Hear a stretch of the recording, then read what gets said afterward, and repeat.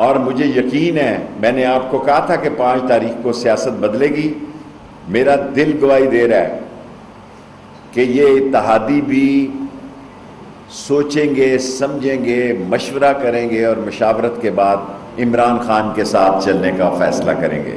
اور جو کچھ سندھ ہاؤس میں ہوا ہے میں اس کی مذمت کرتا ہوں، سب پر پرچے دیے ہیں۔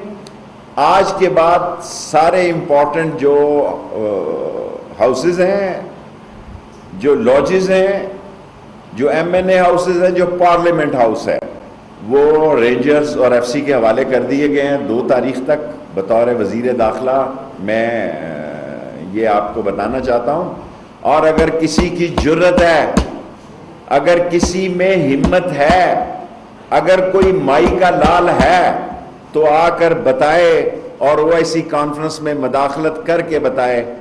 کسی شخص کے راستے میں ووٹ دینے کی کوئی رکاوٹ نہیں ہوگی۔ ریفرنس جو ڈال رہے ہیں وہ منڈے کو اٹارنی جنرل صاحب ڈال رہے ہیں، وہ لیگل سائیڈ ہے۔ اور 7 تاریخ کا جلسہ جو ہے عمران خان کا ایک تاریخی جلسہ ہے، اور اسی دن اپوزیشن بھی پہنچے گی۔ ہم دونوں کے الگ جلسوں کے انتظامات کرنے کے لیے تیار ہیں۔ وزارت داخلہ آن ایئر یہ کہہ رہی ہے، اور میں نے ڈی سی صاحب اور کمشنر صاحب دونوں کو کہا ہے کہ دونوں کی درخواستیں لیں اور دونوں کو ایک ٹیبل پر بٹھائیں اور دونوں اپنی اپنی جگہ کا انتخاب کریں، جس کے جو حامی ہوں وہ اس طرف جائیں۔